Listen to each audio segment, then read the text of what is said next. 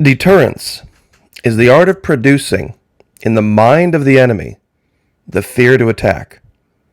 Sterling Hayden. I'd like my audience to take a second, if you have the ability, close your eyes. Think about walking through a forest late at night, and you have a shotgun in your hands. Now out jumps a bear, snarling, huge, 5 times your size, ready to make you his next meal. Just brandishing the shotgun at the bear wouldn't do the job, would it? A bear has absolutely no comprehension visually of what a shotgun is capable of. What would you have to do? Of course, you would have to either fire at the bear or in the air for there to be some type of deterrence. You see, it can't be what we're afraid of in our minds. It has to be, what is our enemy afraid of? And what can make them not even see us as a target? In psychological operations in the military, this is what they teach. Getting inside the mind of your enemy. One of the examples they used was in the old westerns.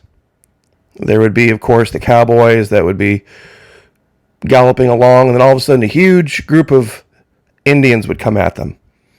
And they would point their weapons, and all of a sudden the Indians would just react. Now, the Indians had never seen guns before. Why would they have reacted? And of course, that was the scene that they were unaware of the arms the cowboys had. Why would they react to something they'd never seen? Persuade, change, and influence. There's 3 ways you can do it. Logos, ethos, and pathos. We've talked about this briefly before. We're going to get into this more in detail over at the Patreon channel this week. Logos is just pure facts. No emotion required. Ethos is a tactic you use when you believe through sheer force of personality by who you are, you can make someone around you do something because they think more of your opinion than they think of their own. Pathos is the idea that you make people not worry so much about the facts, but follow their feelings. So ethos is all about you. Pathos is all about them. Logos is all about the independent facts. Now, what does that have to do with today's video? Fear has been the original parent of superstition, and every new calamity urges trembling mortals to deprecate the wrath of their invisible enemies. We're going to explain this over Patreon. Those of you who want to join us, $1 per month. That's for everything. No hidden fees. If you want to pay even less, sign up for an entire year, and it'll come out to 90 cents per month. Fully refundable up to 90 days. It's only $3 for 90 days. And if it's not for you, you're not out anything. Would love to have you over there. What does this have to do with everything that's going on today? And why is this important? I've made the allegation, for the last probably year or so, about what's coming with the Great Collapse and how it's going to psychologically affect people in a way they're unaware of. And I used these 3 images for a long time. The rise in prostitution, panhandling, and crime. And how these are 3 separate, different, distinct emotional states. If you're panhandling, living on the street, completely having given up, no roof over your head, just hoping, turning to a life of crime where you victimize innocent people. Lower right, that's a different state of mind. That's where you have to justify things you know to be wrong to be right. And then there's the idea of the victimless crime that's been going on since the dawn of time. Prostitution. Now, some are probably already typing, Florida Maquis, it's not a victimless crime. Well, guess what? I have facts on the ground from the authorities here in Florida right now, here today for you, to prove that I have been right about this since we started talking about this. There are some numbers out there that are going to absolutely stun you. That's why I've used this image where it shows 1 car and 3 women. Now, we have to start here. 13 September, 1:40 p.m. National Guard tapped to help in understaffed Florida prisons. See, here in Florida, the prison industry is a big, big deal. Florida makes a bunch of money off prisons. But we can't get enough people to staff them. So we're having to call up the National Guard to do it. That's how many people we have behind bars for all sorts of crimes. Now, many of you have come and said, yeah, I know, Florida Monkey. I've tried to type and tell you that it's a lot of low-level innocent crimes like drugs and prostitution, stuff like that. And they said, well, there's really no such thing as a victimless crime because it's trafficking. It really all ties to trafficking. Really? See, this is the subtle thing that they've done. That's a complete lie. There's a story out of Polk County, which is kind of this area here south of Orlando, south and west, between Tampa and Orlando. I'm sure a lot of you have heard of Grady Judd. He does all of his things. They just had this big, huge prostitution sting. Now, here's where ethos, pathos, and logos comes into play. The headline writer decides to use pathos to convince you of something. He doesn't even want you to scroll and read the article. He just wants you to believe what's said. Quote, prostitution is not a victimless crime. 160 caught in Florida sexting, including teachers, deputy police chief, Disney worker. See what's done here? See, this title is trying to make you believe that the women are the victims of the trafficking. And all of these evil men have swooped in and taken advantage of them. Nothing could be further from the truth when you actually involve yourself in the logos. What's the logos? The logos is the facts, the details. Now, here's the picture that they use to try to make you believe this is some gigantic problem. Composite image made up of 160 individuals arrested during Operation Fall Hall 2. Image credit, Polk County Sheriff's Office. Now, what's the first thing you notice? You see over here in pink, they have the women offering to be prostitutes, offering the services. And then over here in blue, they have the men seeking. Well, what do you notice right off the bat? Wait a minute. You're saying they picked up more women offering to be prostitutes than they picked up Johns? Absolutely. Oh, but it gets even better than that. Wait until you read what they actually have to say.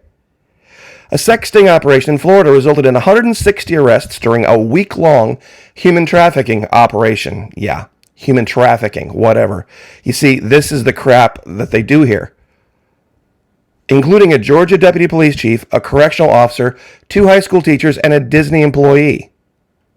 The Polk County Sheriff's Office announced during a press conference Friday that the 7-day undercover operation, Operation Fall Hall 2, uncovered two trafficking victims. And it also identified another 5 possible victims during the operation that began on 30 August. So, at most, 7. And they're all, of course, over here on offering to commit prostitution side. Now, 7 out of 160. Only 2 can they say that they can confirm, and the other 5 are alleging it. Now, here's what a lot of people don't know about trafficking, the term. If a young woman gets in debt to a drug dealer, for example, and she owes the guy a lot of money, and he sets up, quote-unquote, a date for her to work off some of her debt, she can technically, if she gets busted, claim she was trafficked because somebody else set up the date. See what happened there? She can voluntarily go get in debt to a drug dealer, and then if he sets up something on her behalf, she's technically now the victim.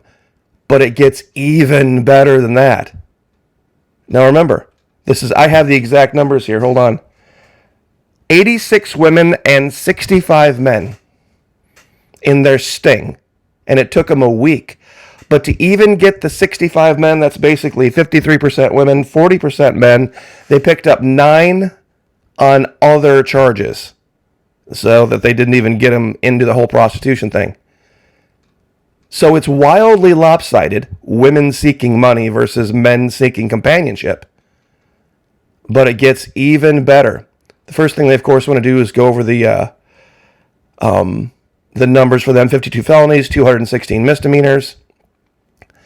15 of the arrested were from other states, meaning that they picked up 145 Floridians. 16 of which were from Polk County themselves. Only 7 illegals. And I'm wondering if 7 of these arrested of being in the country illegally, if that accounts for their trafficking number, because that's the exact same number. Now they talk about this kid from Georgia that was part of the police department up there, 2 teachers, and a Disney employee, grand total of 7 or 8 people out of the 160. Now, the one guy, hold on, that they caught, they give up a piece of information here they probably shouldn't have. Let's see if I can... Carlos Gonzalez of Davenport was also arrested for 2 counts of soliciting a prostitute. He responded to a fake put online by the police online escort advertisement and agreed to have relations with 2 undercover detectives. So wait a minute. Hold on. So you're saying to even get to this number, the police department had to go put fake online ads. Pardon me. Screen just refreshed.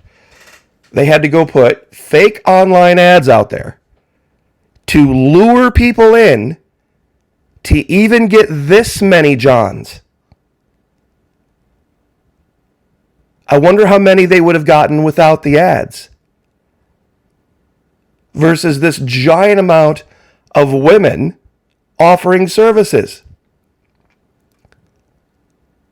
You see, it's the chicken and the egg. Now, let's look at this in reality. The population of Polk County, Florida, 753,000 people just in Polk County, 20 million people in the state of Florida. And after a week, even baiting with ads, after a week of baiting with ads, they still only got 160. And of the 160, it was mostly women. This is their numbers, not mine. I'll give you the link to this. And this is, oh, by the way, guess who's covering this? This article that I'm using? CBN, Christian Broadcasting Network, covering this. CBN. You see, this is ridiculous. Their own numbers prove there are much bigger fish to fry out there. See, they talk about these trafficking operations. They only found, according to them, in a week, 2. Maybe. You see, we have much, pardon the pun, bigger fish to fry in this country. This is the biggest national security threat right now. We can't even staff. We can't even staff the military. And we're so understaffed in prisons that we're picking up prostitutes and Johns. It's absolutely ridiculous. And it's not people who are sick. It's not people who have medical conditions. And it's not these things called obesogens. Have you heard this garbage? Obesogens. Could hidden chemicals be making you oh, give me a break. Obesogens. Don't believe me? Obesity epidemic is becoming a U.S. national security issue. Says general who warns that America will soon be too fat to field an army. Let's see, what year was this? This is April 2015. This is the general that tried to wake everybody up. April 2015. This is CNN. CNN on YouTube 7 years ago, screaming about this. It's way worse now. We can't even field an army, and we know what causes this. We know what causes this.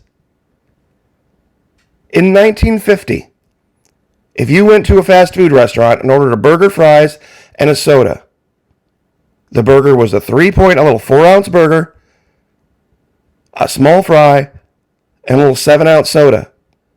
Little teeny thing. It was kind of a snack. Now, the amount of French fries has nearly tripled. The burger has tripled. And the soda is 6 times as big since the 1950s. This was dinner then. This is dinner now. And that's if you just get a burger, fries, and a drink, which most people don't. Here's a breakdown of where most of the obesity is. Why is it the Bible Belt, except for Florida? Why is it the Bible Belt? All of the most moral, all of the most preachy. You see, they found a sin they decided wasn't a sin anymore. And this is why it's not in Florida. Because without actually body shaming, we body shame. You don't want to be the fat person at the beach. And it's nothing but beaches in Florida. And all the kids and all the young people, they don't want to be the fat guy or the fat girl. I didn't grow up in Florida, but I remember coming down here on vacation and working out for a couple months before when we knew we were coming, just to be able to look as good as the guys who were already down here. Florida used to lead the nation in the lowest body fat percentage back in the 80s. Florida was nothing but a state of athletes. And it's just the reality. You don't have to agree with it.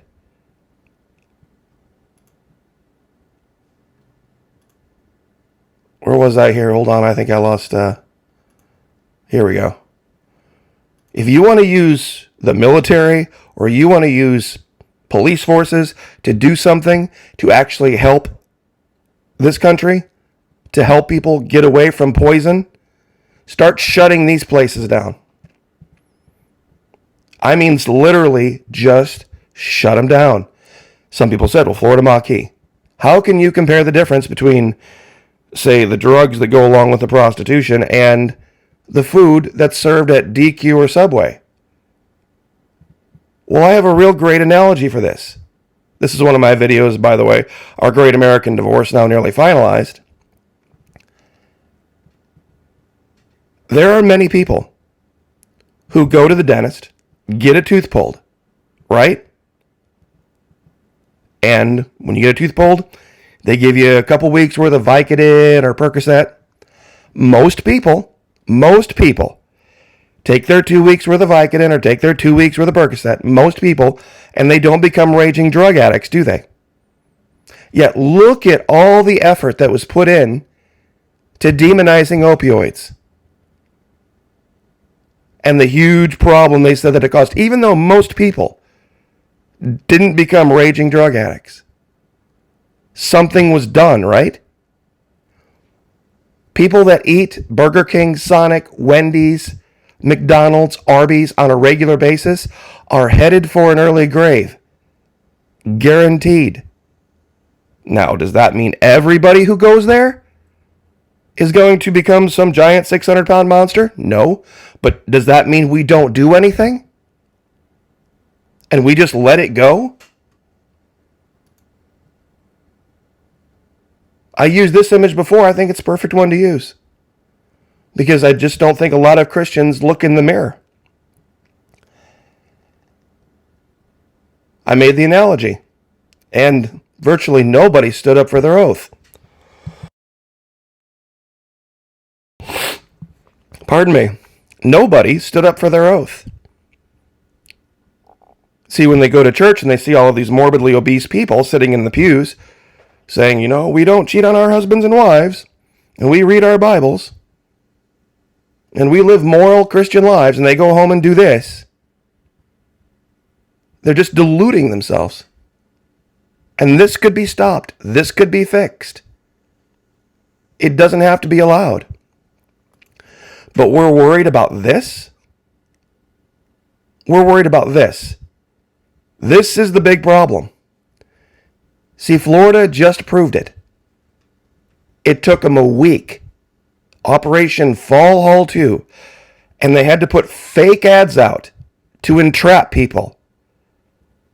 And after a week, in a state of 22 million people, 22 million people, they got 160, the vast majority of which were women, and they got 2 that were allegedly trafficked, 5 that were alleging themselves to be trafficked. That proves it ain't the problem you think it is. It isn't the problem anyone thinks it is. And you go back, I'll give you the article. It'll be in the first pinned comment. When you look at the numbers, you're talking about guys that were paying $40 or $50 or $80.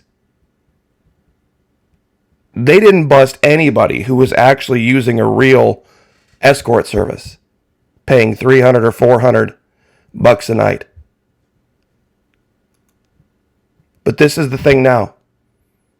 It's not the lack of exercise. Nope, it's not you sitting on your ass. It's not you eating 2,000 calories at a meal. It's obesogens, hidden chemicals. As if people have always been eating 3,000 calories a day and they've been skinny. Why are we all of a sudden fat? Really. It's bizarre. It is absolutely the most bizarre thing in this country that I've seen. The things, and this is where we started, the things we see as enemies are not. And the things that are enemies, we ignore. The wrath of the invisible enemy is coming. We're going to do a deeper dive this week for sure. Over at the Patreon channel, would love to have you. $1 per month. That's it. Even less if you sign up for an entire year. Fully refundable. We can take the gloves off over here. And we can talk about things in reality. So I'll leave it there. God bless. Like, share, subscribe. Have a great week, and we'll see you guys next time.